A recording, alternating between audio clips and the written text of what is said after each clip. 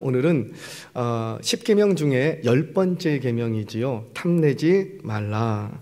이 10번째 계명 오늘 말씀 나누면서 이제 10계명을 점점 정리해 갑니다. 오늘 이 10번째 계명을 다루면서 먼저 여러분들과 그 두 가지를 좀 생각할 부분이 있어요. 뭐냐면 이 10번째 계명은 이전까지의 계명과는 좀 다른 성격이 있다라는 거예요. 10계명 중에 10번째 계명인데 이전 1계명부터 9계명까지의 성격과 이 10번째 계명이 성격이 조금 다릅니다. 뭐 그게 그거 아닙니까? 라고 생각할 수 있는데 조금 달라요. 또 오늘 또 여러분들이 잊지 말아야 될 것은 이 10번째 계명을 어디에 위치시켰냐면은 몇 번째 위치를 시켰고, 그렇죠, 10번째. 이 10계명을 쭉 진행을 하면서 10번째 딱 이제 커버링 하는 거죠. 딱 마무리하는 거예요. 딱 우리가 물건을 쌌으면 다 싸고 위에 꽁꽁 딱 묶었는데 그 딱 묶은 한 계명이 뭐냐면 탐내지 말라라는 계명. 과연 이 계명이 주는 의미가 뭘까? 오늘 말씀 속에서 짧게 같이 좀 나누도록 하겠습니다. 먼저 앞서 말씀드렸던 것처럼 이 10번째 계명 탐내지 말라, 이 계명은 청년들이 고마워요. 이렇게 째려보고 있으니까 감사해요. 심장이 떨리네. 설교 잘해야 되겠다. 그 탐내지 말라, 그 계명이 이전에 다른 1계명부터 9번째 계명과 다른 성격이 있는데 그 성격이 뭐냐면 1계명부터 9번째 계명까지는 주로 1차적으로 행동을 규제하는 계명이었어요. 행동. 다른 신을 두지 말라, 우상, 형상 만들지 말라, 이름 함부로 사용하지 말라, 안식일 기억해서 거룩히 지키라, 부모를 공경하라, 살인하지 말라, 간음하지 말라, 도둑질하지 말라, 거짓 증거하지 말라. 그러니까 1계명부터 9번째 계명까지는 사실 모두 1차적으로 행동과 직결된 계명이었던 거예요. 그러니까 사랑한다면, 너가 하나님을 사랑한다면 최소한 이런 행동들은 보여줄 수 있어야 되고, 이웃을 사랑한다면 최소한 이런 모습은 너희에게서 나타나야 한다라는 거지요. 물론 이 1계명부터 9번째 계명까지 깊이 들어가고 확대를 시키면 그 마음의 상태까지 규제하는 말씀인 것은 분명해요. 하지만 1차적으로 뭐와 직결된 계명이라? 그렇죠, 행동과 직결된 계명. 하지만 10번째 계명은 다릅니다. 1차적으로 이 10번째 계명은 내면의 상태를 들추어내는 계명이에요. 내면의 상태. 우리는 10번째 계명이 우리 앞에 딱 닥침으로써 우리의 내면 속에 숨겨져 있던 죄악이 뭔가가 그대로 드러나게 됩니다. 무슨 말이냐면 참된 그리스도인이라면 겉으로 율법을 어기지 않았다고 해서 참된 신자가 아니라는 거죠. 율법을 어기지 않았다고 해서 외적으로 나타나는 어떤 변화된 모습이 보인다고 해서 물론 그 행실이 의미 없다라는 건 아니에요. 분명히 외적으로 보여지는 어떤 변화된 모습들도 충분히 의미가 있고 그 행실들도 중요하지만 겉으로 나타난 이 행위가 의미를 가지려면 뭐부터 시작되어야 되겠다? 그렇죠, 마음, 내면으로부터의 거듭난 심령이 되지 않고는, 거듭난 심령이 없이 겉으로 나타난 어떤 행위적인, 어떤 행실적인 변화만 있다고 해서 그가 온전히 거듭난 심령은 참된 신자가 아니라는 거예요. 좀 증명을 해보겠습니다. 마태복음 19장 16절 이하에 가면, 19장에 가면 재물 많은 청년이 예수님을 찾아옵니다. 찾아와서 하는 말이, 예수님, 예수 선생님, 내가 무슨 선한 일을 하여야 영생을 얻으리까? 이렇게 질문을 합니다. 그 문구 그대로 내가 어떤 선한 일을 더해야 내가 영생을 얻을 수 있겠습니까? 라고 질문을 하지요. 여기에 대해서 예수님께서는 먼저 이렇게 대답을 하십니다. 마태복음 19장 17절 말씀 같이 한번 읽겠습니다. 시작. 예수께서 이르시되 어찌하여 선한 일을 내게 묻느냐? 선한 이는 오직 한 분이시니 내가 생명에 들어가려면 계명들을 지키라. 아멘. 지금 무슨 말씀이냐면 예수님을 찾아와서 이 재물 많은 청년이 내가 어떤 선한 일을 더해야 천국 백성 될 수 있습니까? 영생을 얻을 수 있습니까? 이렇게 물으니까 뭐라고 예수님이 말씀하시냐면 선한 이는 오직 몇 분? 한 분. 그분이 누구시라? 그렇죠, 하나님 아버지. 그 하나님 아버지가 선한 분이신데 그분이 이미 너한테 얘기하지 않았냐? 그게 뭐예요? 그렇죠. 십계명. 계명들 있지 않느냐. 이미 어떻게 하는 것이 선한 삶이고 어떤 일을 해야지 선한 일인가를 이미 너한테 말하지 않았느냐. 그래서 그러면서 선한 일은 한 분이시니 그분이 했던 그 말씀을 네가 지키면 돼 라고 하면서 계명들을 지키라 이렇게 말씀을 하십니다. 그러자 이 청년이 뭐라고 얘기하냐면 어떤 계명을 말씀하십니까? 이렇게 질문을 하는 거예요. 왜? 나는 어렸을 때부터 그 계명들을 다 지켰다 안 지켰다? 지켰다라는 거죠. 자, 마태복음 이어지는 19장 18절 20절 말씀도 같이 읽겠습니다. 시작. 이르되 어느 계명이오니까 예수께서 이르시되 살인하지 말라, 간음하지 말라, 도둑질하지 말라, 거짓 증거하지 말라, 내 부모를 공경하라, 내 이웃을 내 자신과 같이 사랑하라 하신 것이니라.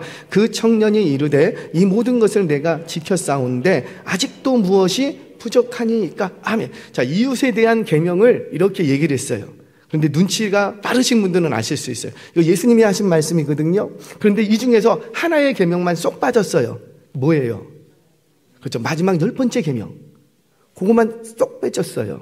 그리고는 의도적으로 앞에 있는 9번째 계명까지만 딱 말씀을 하는 거죠. 왜 그랬느냐? 9번째 계명이 의미가 있으려면 뭐가 잘 돼야 되고 10번째 이 10번째 계명을 네가 잘 지키고 있느냐? 이거를 들추어내기 위해서, 강조하기 위해서 의도적으로 10번째 계명은 싹 빼놓고 앞에 있는 계명만 탁 던지신 거예요.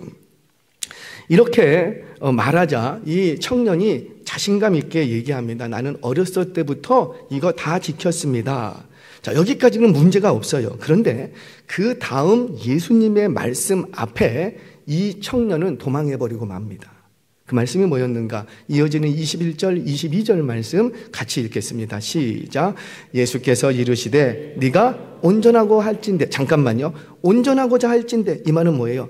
네가 여지껏 그 지켜왔던 것이 정말 아름다운 의미를 가지려면 너 요거 있어야 된다. 지금 그 얘기를 하시는 거예요. 자, 가서 시작. 가서 내 소유를 팔아 가난한 자들에게 주라. 그리하면 하늘에서 보화가 내가 있으리라. 그리고 와서 나를 따르라 하시니 이 청년이 재물이 많음으로 이 말씀을 듣고 근심하며 가니라. 아멘. 자, 우리가 문장의 구조를 보면 앞에서 9번째 계명까지 말씀을 하셨으면 지금 여기서 무슨 계명을 얘기해야 돼요? 탐내지 마라. 이 계명을 말씀하셨는데 계명을 얘기하지 않고 뭘 얘기하십니까? 네가 이제까지 했던 모든 것들이 정말 의미가 있고 온전해지려면 요거 한 가지 해야 될 게 있다. 그게 뭐라? 내 소유를 팔아서 재물에 관한 얘기를 턱 던지십니다. 지금 예수님께서 다루시고자 하시는 게 뭘까요? 재물 자체가 아니라는 거죠. 그 재물 자체가 아니고 그 재물을 들추어내면서 주님이 콕 집어서 얘기하시는 것은 너 속에 뭐가 있는지를 보라는 거예요. 네 속에. 이 재물 많은 청년의 가슴 속에 심장 깊은 내면 깊이 가라앉아 있는 들추어나지 않았던, 드러나지 않았던 그거를 콕 집어 얘기합니다. 제가 여과 없이 얘기할게요. 재물이 많은 청년이에요. 그러면 저쪽에 재물 많은 사람이 부러울까요? 안 부러울까요? 여러분들은 재물이 없어서 뭐 관심이 없겠지만 재물이 많아요. 이게 많아도 어딘가에 많은 게 아니에요. 그거 다 팔아서 가난한 자라 주라고 하니까 우리가 나한테 10만 원만 있으면 이거 주는 거는 어렵지 않아요. 근데 100억이 있으면 그거 다 줘라. 그러면 줄 거예요, 안 줄 거예요? 그 얘기예요. 재물이 많아. 그러니까 재물이 많으니까 자기한테 1,000억 원이 있어. 그러면 옆집에 1,000만 원 있는 사람이 부러워요, 안 부러워요? 그거 탐할까요, 안 탐할까요? 안 탐해. 왜? 이 청년은 뭐에 관심이 많냐면 영생에 관심이 있어요. 그러니까 요즘 같은 시대에 우리 청년들 할렐루야. 요즘 같은 시대에 이런 청년 정말 귀하죠. 일단 돈이 많아. 여러분들이 찾는 청년. 그리고 뭐에 관심도 많고 영생, 하나님의 나라. 여기에 엄청 관심이 많아. 이 말을 뒤집어서 얘기하면은 신앙생활도 잘해. 봉사도 잘하고. 근데 뭐도 많고 사익감으로? 그런 청년이에요. 그러니 자신이 뭐가 부족한 게 있겠어요? 다른 사람에게 있는 돈 그거 조금 더 갖고 덜 갖고 그런 데 관심이 있을까요? 없을까요? 없어. 자신은 부족함 없이 살아왔어요. 자신 안에 뭐가 있는지 근본을 몰라. 왜? 뭐가 많았기 때문에. 돈이 많았기 때문에. 자신 속에 탐심이 있다는 걸 모르고 살았다는 거예요. 그리고는 1계명부터 9개째 계명은 잘 지켰어. 그런데 이 10번째 계명을 툭 던지시는 순간 자신도 모르고 있었던 자신의 내면의 세계가 그대로 여과 없이 드러납니다. 자신 안에도 뭐가 있었고? 탐심. 몰랐다고요. 근데 주님의 한마디에 탁 들통이 난 거예요. 너 재물 많지? 그 재물 있는 거 다 팔고 나를 따라. 그랬더니 이 청년이 어떻게 했다고요? 근심하면서. 왜 근심해요? 그렇죠. 예수님을 딱 선택하면 근심할 게 없어요. 그런데 내 안에 뭐도 있으니까 탐심이 있기 때문에 근심을 했다는 거죠.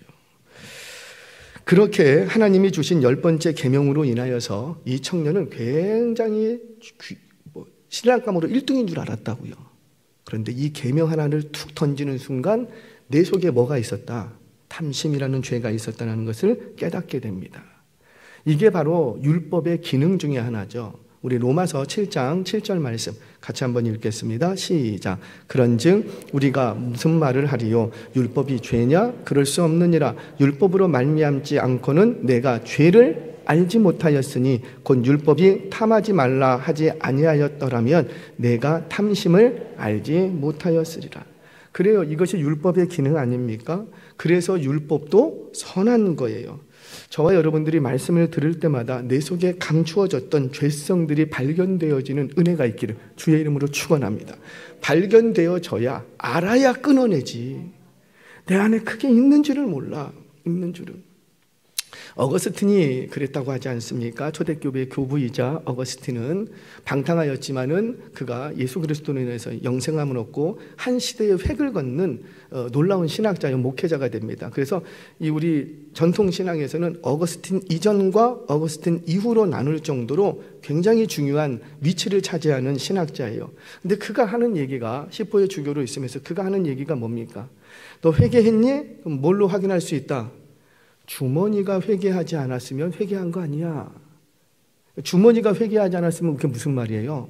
그렇죠. 네 속에 있는 그 주머니에 있는 그 물질이 어디로 사용되는지를 보면 회개했는지 회개하지 않았는지를 알 수 있다는 거예요. 이전에는 월급만 타면은 그날 어디 가고 1차 가고 2차 가고 3차 가고 그랬지만 내가 정말 회개하고 회심하고 나니까 월급만 타면 어디 가난한 자가 없나? 돌아보게 되더라는 거예요. 일전에도 한번 말씀드렸나요? 여러분들이 꼭 그렇게 하라는 건 아니에요. 제가 교육전도사로 있을 때에 그 가까운 교회에 이제 건축이 시작이 됐어요. 가까운 교회.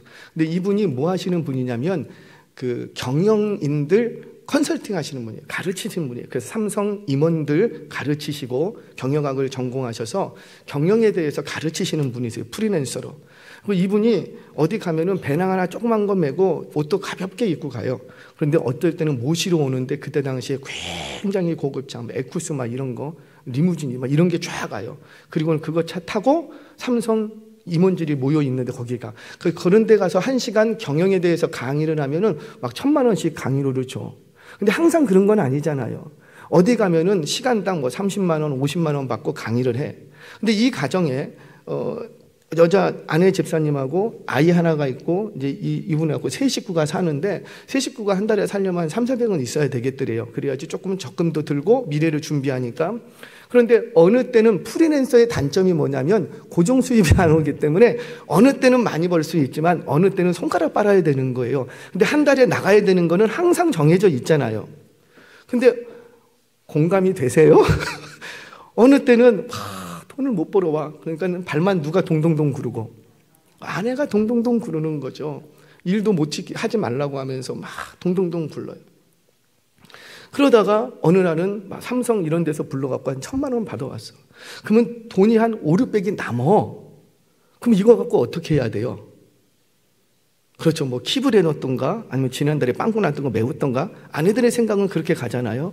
근데 이분은 그렇게 돈이 더 들어오면 그때부터 특별 새벽 기도가 들어가. 왜요? 하나님께서 더 주셨다라는 거예요. 더 주셨으면 분명히 우리 가정에는 한 400만 원이면 되는데 왜 이번 달에 1000만 원을 주셨을까? 그래서 그거 놓고 기도하는 거예요. 그리고는 이 남은 돈을 어디로 쓸까를 놓고 기도합니다. 아내가 화가 날까요? 안 날까요? 옆에서 얘기해. 어디다 쓰라고 주셨겠어요? 지난달에 빵꾸난 거 채우라고 주지. 그랬는데 남편이 말을 안 들어. 저한테 제발 남편한테 얘기 좀 해달래요.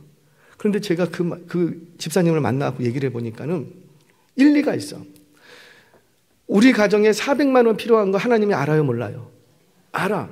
그런데 이번 달에 200만 원밖에 안 주셨어요. 왜 그렇게밖에 안 주신 거예요?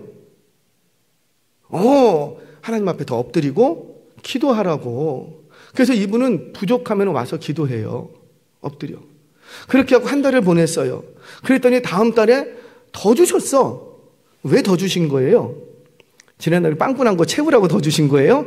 그렇게 생각하는 것은 세상적인 생각이에요. 아니에요. 우리 가정에 400만 원 필요한 거 하나님이 아시는데 더 주셨을 때는 더 주신 이유가 있다는 거죠.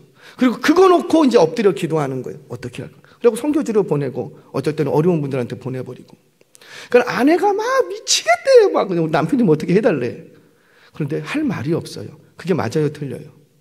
맞거든요. 그게 맞거든요. 여러분, 내가 이전에는 어떤 재정 관리를 가지고 어디에 돈을 썼는지 보면 그 사람의 삶이 그려집니다. 삶이 그려져요. 항상 돈을 월급 받으면 1차, 2차, 3차 다니고 이렇게 돈을 쓰면 그 사람의 인생이 딱 그려지죠. 어떤 삶을 살아왔는지. 근데 항상 저는 헝금하는 얘기가 아니에요. 항상 있으면 좀 어디 도울 데 없나? 어디 좀 내가 좀 힘을 좀 실어줄 데가 없나? 막 이런 거 찾는 사람은 어때요? 그의 인생이 그려지는 거예요. 어떤 사람이 더 의롭고 존경받고 사랑받는 인생이 될까요? 딱 보여지는 거죠. 우리 주님께서 우리에게 가르쳐 주시는 게 뭐냐면 너의 주머니가 회개했느냐라는 거예요. 회개하지 않았으면은 아무리 겉으로 이렇게 저렇게 좋게 보여도 다 되는데 거기서 딱 걸려. 10번째 계명에서 딱 걸려. 9개 다 지키고 10번째 계명에서 무너지면 이거 계명 지킨 거예요, 안 지킨 거예요? 안 지킨 거라는 거지요. 안 지킨 거라는 거죠. 사랑하는 여러분, 물질 앞에서 내 안에 어떤 나의 심장 속에 뭐가 있는지 발견하시고 그것들을 정리해 가실 수 있는 저와 여러분 되시기를 주의 이름으로 축원합니다. 자, 그렇다면 탐심이 도대체 뭔가? 탐심, 물질만을 얘기하는 건 아니겠지요. 탐심이 뭔가? 탐심이라는 것은 히브리 원어적으로는 하마드라는 단어를 씁니다. 이 하마드라는 말은 사실 탐심이라는 뜻이 없고 바라다, 열망하다, 갈망하다 이런 뜻이에요. 갈망하다, 열망하다. 그러면은 이 하마드는 나쁜 걸까요? 좋은 걸까요? 나쁜 게 아니에요. 여러분, 우리 안에 열망, 열정, 갈망하고 바라는 게 없으면 우리의 인생이 어떨까요? 아무것도 하기 싫고 그냥 별로 뭐 좋은 것도 없고 뭐 행복이나 기쁨도 못 누리게 되는 거예요. 예를 들자면 내 안에 먹고 싶은 마음이 없다면, 내 안에 가족의 생계를 위해서 돈을 벌어야 되겠다는 마음이 일어나지 않는다면, 내가 열심히 공부해서 대학에 좀 들어가야 되겠다는 마음이 일어나지 않는다면 그 인생이 어떻게 될까요? 배고파도 먹지 않을 것이고요. 가족의 생계를 위해서 돈도 벌러 가지 않을 것이고요. 자신의 미래를 위해서 공부도 하지 않을 거라고요.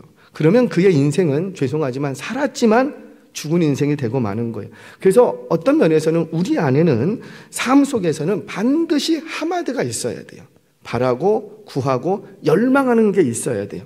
자, 그래서 하나님께서는 우리에게 그 하마드를 우리에게 주십니다. 우리 성경 봅니다. 빌립보서 2장 13절 말씀 같이 한번 읽겠습니다. 시작. 너희 안에서 행하시는 이는 하나님이시니 자기의 기쁘신 뜻을 위하여 너희에게 소원을 두고 행하게 하시니. 자, 여기서의 소원이라는 게 뭐냐면은 갈망하는 것, 열망하는 것, 하마드를 얘기합니다. 그러니까 하나님께서 어떤 계획을 가지고 계세요. 근데 계획을 이루어 가시는 방식이 뭐냐면 너희 안에 뭘 주고 소원, 하마드를 일으키시는 거죠. 열망, 갈망, 소원하는 바를 일으키셔서 그 소원을 이루기 위하여 달려가게 만드시는 거예요. 근데 그렇게 달려가 봤더니 뭐가 이루어져 있고 하나님의 뜻이 이루어져 있더라는 거지요. 그래서 하나님의 뜻은요, 사실 많은 부분에서 내 안에 어떤 방향성을 가지고 있느냐에 따라서 달라집니다. 내 안에 어떤 거룩한 방향성을 갖고 있는가? 자, 그건 다음에 얘기를 하고, 자, 이러한 소원들이 있는 것은 하마드가 있기 때문이에요. 이 하마드가 있기 때문에 우리를 향하신 하나님의 뜻, 인류를 향해서 생육하고 번성하고 충만하고 정복하고 다스리라. 이 하나님의 뜻이 이루어지기 위해서는 반드시 우리 안에 뭐가 일어나야 되냐면 하마드가 일어나야지 되는 거예요. 청춘 남녀들이 있어요. 하나님의 선하신 뜻은 이 A라는 청년과 B라는 청년이 결혼을 해서 하나님의 나라를 위해서 열심히 달려가는 거예요. 그런데 서로를 딱 봤는데 별로 소원하는 마음이 없어. 그러면 어떻게 돼요? 이게 작업이 돼요, 안 돼요? 안 되는 거야. 그와 같이 우리 안에 하나님의 뜻이 이루어지려면 반드시 우리 안에서 뭐가 일어나야 되고, 그렇죠, 열망, 소망, 바라는 것들.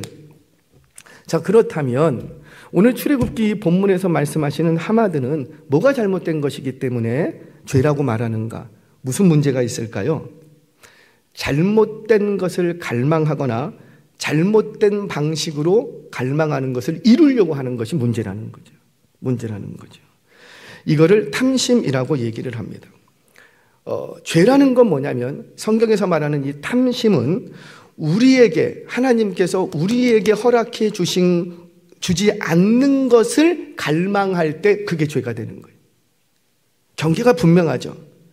하나님이 우리에게 허락하지 않은 것을 내가 바라고 갈망할 때, 열망할 때 그걸 뭐라고 하냐면 탐심이라고 얘기를 하는 거예요. 악이라는 거죠. 죄라는 거죠. 아담이 그랬지 않습니까? 분명히 이 동산 모든 것은 다 너에게 허락이 됐지만 한 가지 허락되지 않은 게 있어요. 이건 너 거 아니야. 허락되지 않은 것이 있다고요. 그런데 그 허락되지 않은 것을 내가 얻으려고 갈망할 때 그게 뭐가 되고, 그렇죠, 탐심이요 죄가 된다라는 거. 여러분 이걸 기억하셔야지 돼요. 오늘 말씀을 보겠습니다. 오늘 말씀도 왜 이 하마드가 죄인지가 분명히 드러나죠. 왜? 분명한 경계가 있어. 이거는 너가 절대 바라지도 말고, 이거는 절대 원하지도 말고 갈망하지도 마. 왜? 너에게 허락된 게 아니야. 자, 성경 봅니다. 다시 17절을 보면 보일 거예요. 같이 읽겠습니다. 시작. 내 이웃의 집을 탐내지 말라. 내 이웃의 아내나 그의 남종이나 그의 여종이나 그의 소나 그의 나귀나 물은 내 이웃의 소유를 탐내지 말라. 아멘. 잠깐만 띄어놔 주세요. 여러분 이게 쑥 읽고 지나가면은 그냥 욕심내지 말래 이렇게 생각되지만 아니에요. 분명한 경계를 지어놓고 있어요. 누구의 것? 이웃. 그러니까 너에게 허락된 게 아니라는 거죠. 너에게 허락된 게 아니고 너에게 허락된 거는 요거야. 그걸로 만족할 줄 알고 그걸로 그 안에서 기쁨을 누리기를 우리 하나님은 원하시는 거예요. 그런데 너에게 허락되지 않은 것을 자꾸 갈망을 해. 외도가 왜 일어나는 거예요? 바람이 왜 불어오는 거예요? 청년들은 귀 막아도 될 것 같은데. 왜 그러는 거예요? 그걸 왜 우리는 죄라고 하죠? 현대는 사랑이라고 얘기를 해요. 중년의 사랑이 찾아왔다. 천만의 말씀이라고. 하나님이 너에게 허락해 주신 게 아니라는 거죠. 너에게 허락해 주신 건 뭐고? 지금의 내 아내, 내 남편. 너에게 허락해 주신 거예요. 그 허락해 주신 범주 안에서 좀 내 마음에 좀 부족해도 그 안에서 기쁨을 누리고, 내 아내와 내 남편 좀 키가 170이 안 돼도 그냥 할렐루야. 내게 허락해 주셨기 때문에. 그래서 사랑은 누구 안에서? 하나님이 허락해 주신 범주 안에서만 사랑하는 거예요. 그게 기쁨이 되고 그게 행복이 되고, 허락해 주신 안에서만 사랑을 하면 아무 문제가 생기지 않습니다. 아무 문제가. 그런데 문제는 뭐냐면 내게 허락하지 않은 것을 내가 갈망하려고 하는 거예요.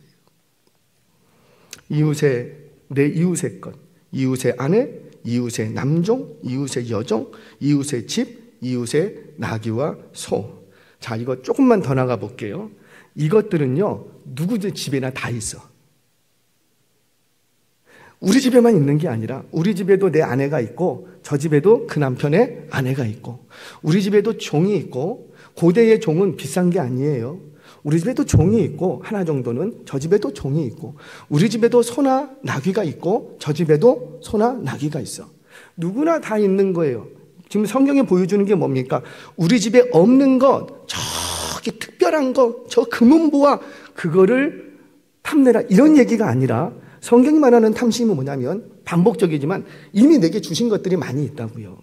내게도 아내도 주셨고, 종이라도 좀 부족해도 하나 정도는 주셨고, 나귀를 주시고 소를 주시고, 어디 가나 다 있어. 그거를 나에게 주셨으면 그걸로 기뻐하고 만족해야 되는데, 내게도 있는데 있는 거에서는 기쁨을 못 누리고 자꾸만 옆집을 돌아다닌다는 거예요. 여러분, 기쁨이라는 게 뭐예요? 많이 가져서 기쁜 게 아니랍니다. 있는 것으로 족할 줄 아는 것, 내게 있는 것. 여러분, 기쁨은 누리는 거더라고요. 기쁨은 누리는 거예요. 여러분, 황금이 아무리 내게 많이 쌓여 있어도 그걸 누릴 줄 모르면 기쁨이 없어요. 모르겠어요. 우리가 또 한 번 물질로 돌아와 보죠. 물질이 많이 쌓여 있는 게 기쁘세요? 아니면은 쓸 때 기쁘세요? 진짜 쓸 때 기쁘세요? 아이고, 이거 또 나간다, 이게 아니고, 어떤 분들은 쌓아놔야 동그라미가 많이 붙어져야 막 그거 보면서 기뻐. 우리는 이상해요. 숫자 하나에 1이 1비 하더라고요. 이게 2가 3으로 늘어나면 기뻐하고 2가 1로 바뀌면 막 세상 다니는 것 같고, 아니라는 거죠. 우리가 언제 기뻐야 되냐면 쓸 때 기뻐야지 되는 거예요. 의미 있게 써지고, 내가 조금 하나 뭐 했을 때도 저 사람이, 그래서 여러분, 누가 뭐 나한테 해주면은 굉장히 기뻐해 줘야지 돼요. 그걸 뭐라 그러죠? 대응하는 거? 리액션! 할렐루야? 50 넘어가니까 단어가 생각이 안 나요. 리액션이 좋으면은요, 그 주위에 사람들이 꼬입니다. 청년들 이해되지요? 리액션이 좋은 사람들 주변에는 친구들이 많아요. 왜 그래요? 반응해 준다는 거예요. 내가 조금만 뭘 해줘도 어머 기뻐해 주고, 뭐 조금만 사줘도 어머 기뻐해 주고, 조금만 줘도 고맙습니다. 그러면 더 주고 싶어요? 뺏고 싶어요? 더 주고. 그런 분한테는요, 써도 막 내 마음에 기뻐. 다시 말씀으로 돌아와서, 하나님이 우리에게 주신 많은 것들이 있는데, 이것에 기쁨이 되려면 있는 것으로 기쁨되는 게 아니고 그걸 누릴 줄 알아야 된다는 거예요. 내게 주신 아내가 내게 기쁨이 되려면 어떻게 해야 돼요? 아내와 누릴 수 있어야 돼요. 내게 주신 남편이 나에게 기쁨이 되려면 누릴 수 있어야 된다는 거죠. 누릴 수 있어야죠. 그게 행복인 줄 믿으시기를 바랍니다. 그런데 현대인들이 왜 행복하지 못한가? 왜 그래요? 누릴 줄을 모르고 탐심에 찌들어 있기 때문에. 탐심에 있는 것, 주신 것, 그 안에서 누리지 못하고 내게 주어진 것으로 만족하지 않기 때문이죠. 그리고는 내게 없는 것, 아니 내게도 있고 저 집에도 있는데 그냥 내게 있는 거는 초라해 보이고 저 집에 있는 거는 또 좋아 보이고, 그게 뭐예요? 그게 탐심의 시작이라는 거예요. 우리 신명기 24장 5절 말씀 한 절 더 읽겠습니다. 같이 읽겠습니다. 시작. 사람이 새로이 아내를 맞이하였으면 그를 군대로 내보내지 말 것이요, 아무 직무도 그에게 맡기지 말 것이며, 그는 1년 동안 한가하게 집에 있으면서 그가 맞이한 아내를, 말씀대로만 살면 사회복지 끝내줘. 결혼하면 군대 면제 1년 동안, 결혼하면 회사에서 1년간 유급휴가. 할렐루야.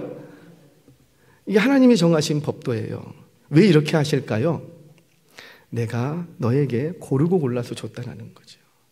그 아내가 네 성에 차든 안 차든 상관없이 하나님이 고르고 골라서 줬으니 너는 이제부터 1년 동안 아무 일도 하지 말고 누구를 즐겁게 하라? 아내를. 이 말은 곧 뭐라면, 아내를 즐겁게 한다는 것은 자신에게 기쁨이 된다는 거예요. 하나님이 주신 것 안에서 흠뻑 누리라는 거죠. 누리라는 거죠. 저와 여러분들, 우리에게 주신 것으로, 그것이 큰 것이든 작은 것이든, 작으면 작게 누리시면 되고 크면 크게 누리시면 되는 거예요. 누리실 수 있는 저와 여러분 되시기를 주의 이름으로 축원합니다. 말씀을 정리하도록 하겠습니다. 탐심, 이것을 내 안에서 안 일어났으면 좋겠는데 자꾸 일어나더래요. 그럼 도대체 어떻게 해야 이 탐심을 우리가 극복할 수 있을까? 성경 한 구절 읽고 마치겠습니다. 빌립보서 4장 11절 12절 말씀 같이 읽겠습니다. 시작. 내가 궁핍함으로 말하는 것이 아니니라. 어떠한 형편에든지 나는 자족하기를 배웠노니 나는 비천에 처할 줄도 알고 풍부에 처할 줄도 알아.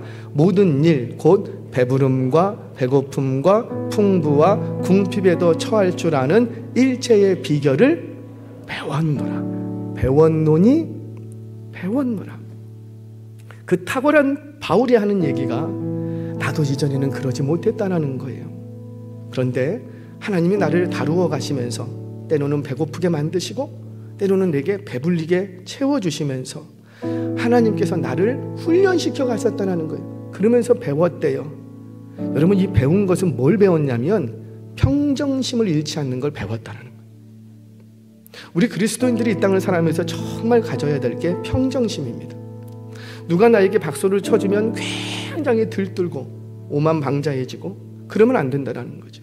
내가 원하는 대로 기도 응답이 이루어지고 내가 구했던 그 많은 것들을 하나님이 내게 주셨어요. 막 누려가면서 세상이 다 내 것인 것처럼 그렇게 들뜰 필요도 없고, 내게 있던 것들이 다 사라진다고 이제는 세상 끝났다, 아이고 나는 죽어야 돼, 그렇게 비천할 필요도 없고. 저는 이 말씀을 묵상할 때면 할머님이 생각나요. 제가 외할머니하고 1년 동안 지냈는데요, 같이 먹고 자면서 한 방에서, 방이 없으니까 할머니 집에서 이렇게 같이 잤거든요. 근데 저는 그때는 몰랐어요. 웃는 걸 별로 못 봤어요. 좀 그리스도님은 활짝활짝 웃어야 될 줄을 알았는데 할머니에게서는 제가 웃는 걸 별로 못 봤어요. 기쁜 소식이 들리면 그래 할렐루야, 그리고 끝나버려요. 슬픈 소식이 들려도 그래 안 됐구나, 그리고 끝나버려요. 그러니까 어떤 내 주변에서 일어나는 것, 부하거나 가난하거나 배고픔이나 배부분이나 높음이나 낮음이나 내 주위에서 일어나는 파도에 내가 휩쓸려 다니지 않는다라는 거죠. 항상 한 가지 마음으로 모든 사건들을 대하더라는 거예요. 이걸 경지라고 합니다. 이 경지까지 올라가야 돼요. 왜 이럴 수 있었는가? 제가 그때는 몰랐는데 요즘 조금 깨닫겠어요. 누구만 바라보고 있으니까. 그렇죠. 하나님만 바라고 있으니까, 하늘에 소망을 두고 있으니까, 그 안에 하나님 나라로 꽉 차게 있기 때문에 이 땅에서 뭐 있고 없고에 대해서 별로 요동치지 않더라는 거예요. 사랑하는 여러분, 오늘 이 저녁에 결단하시기 바랍니다. 내게 주신 것, 그것이 큰 것이든 작은 것이든 힘든 것이든 쉬운 것이든 내게 주신 그것 안에서 기쁨을 누리시기를 바랍니다. 내게 없는 것, 내게 허락되지 않은 것들을 자꾸 탐하려고 하지 마시라고요. 그러면 그의 인생이 멸망으로 가는 거예요. 저와 여러분들 타인과 비교하지 마시기 바랍니다. 정말 우리 청년들 부탁드립니다. 청년들 다 이뻐요. 형제들 너무 멋있어요. 앞으로 미래 참 저는 기대를 많이 합니다. 여러분들이 비교할 대상은 예수님밖에 없어요. 예수님이 우리의 비교의 대상이 되어야지 자꾸 옆에 있는 사람이 나의 비교의 대상이 되면 안 된다는 거예요. 예수님과 비교해서 내가 예수님의 성품에 얼마큼 부족한가, 예수님이 가지셨던 그 세상 얼마나 내가 품고 있는가, 예수님과 비교하면 아무 문제가 안 생겨. 근데 자꾸 우리는 예수 믿는다고 하면서, 예수님을 바라본다고 하면서 예수님이 기준 되는 것이 아니고 자기 누가 기준이 되고 옆에 사람들, 그러면 내 안에 탐심이 일어납니다. 100이면 100 탐심이 일어나요. 아니면 좌절을 겪든가, 둘 중에 하나인 거예요. 타인과 비교하지 말고 하나님이 주신 것으로 감사하면서 오직 예수님만 바라보며 인생길을 걸어갈 수 있는 저와 여러분 되시길 주의 이름으로 축원합니다.